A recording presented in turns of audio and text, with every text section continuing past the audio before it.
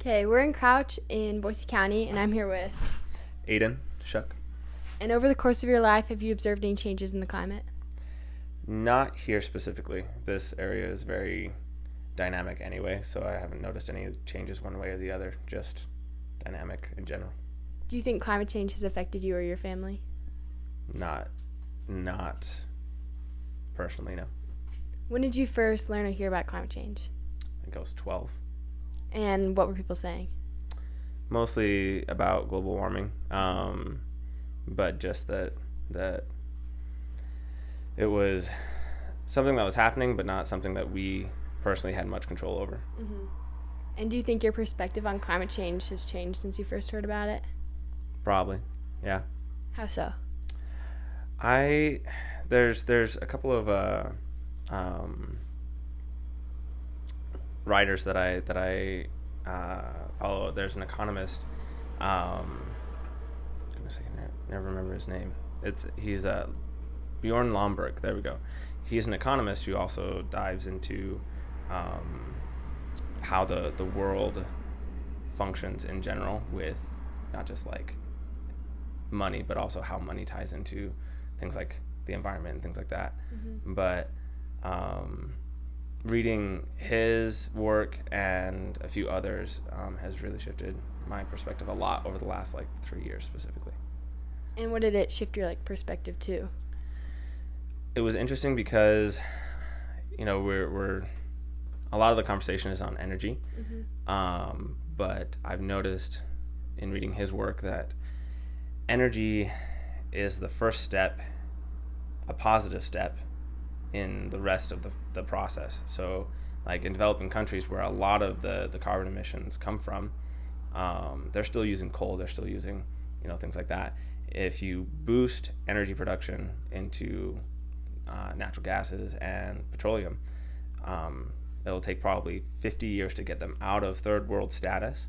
Mm-hmm. And once people start making above 30,000 a year, they start to be more focused on the environment and things like that because they aren't in survival mode. Mm-hmm. And so once they get past 30,000 a year, because the government invested in cheap energy, mm-hmm. they're not allowed, but they feel more of a push to take better care of the environment of that country and of their local areas. Yeah. Very, very interesting, because I thought that it was the other way around, that it was natural gas and petroleum that was causing all these things, when it's the first step that a third world country has to take, mm-hmm. to try and get out of coal and other worse forms of energy production. Mm-hmm. One thing climate scientists are saying is that with an increase in temperatures and drier summers, that our wildfire seasons are becoming longer. Have you seen that here? Wildfire seasons are just peculiar anyway, that we've had some years where there's not been anything, mm-hmm. and it's been very, very wet. What was it, 2 years ago, we had a very wet and very cool summer, and then the year after that was pretty bad as far as dry and hot and a lot of potential risk. So again, this area is very dynamic. Mm-hmm. It's hard to say one way or the other if we're moving in either direction. It's just dynamic every year. Yeah. And do you think climate change will be a problem for future generations? I think it can be. I think the Earth is very well equipped to deal with temperature fluctuations. It's been doing that for millions of years. We're the ones that are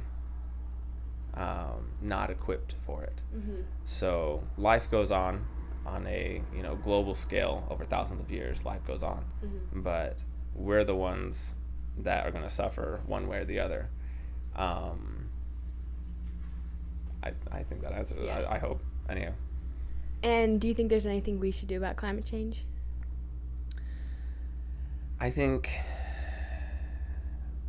prioritizing spending habits on a personal level towards companies and products that improve our personal footprint. I'm not saying, I don't think it's any sort of government responsibility to track carbon emissions on the personal level. I think that is a personal thing. I've been doing a lot of research on regenerative agriculture and things like that, and it's been really, really interesting that it doesn't take much on a personal level to pretty drastically reduce your what a lot of people would say like a carbon footprint or something like that. It doesn't take very much to do that on a personal level. I think trying to regulate stuff like that is only going to cause issues and waste tax dollars. But I think at a personal level, I think there's a lot that we could do. Yeah. Do you think there's a role for the government, like on a broader scale? Absolutely not. I don't trust the government for any form of spending or company incentives. I think all of that should be done as a cultural thing at the personal level as to which companies we support because their products are more sustainably made or are specifically made to better the environment, things like that. I think that's a personal thing. I don't think the government should have any role. So you think like the individuals should shift like the cultural like idea of how we like interact with our environment? That's exactly right, because I think government is horribly inefficient at spending money, and that it's far more powerful to allow companies to do what they do best. I think capitalism provides a very powerful engine towards change. We've noticed that since the industrial era, that companies shape the nation and the culture and everything. There's a lot of power that companies have, not just in our spending habits, but also at the government level with lobbying and things like that. So I think it's a personal thing for the individual citizens to figure out which companies they support and which ones that they resonate with, and that those companies are going to drive the change. I don't think government can efficiently do anything in that arena. Okay, thank you so much. And how old are you, by the way? I'm 23. Thank you.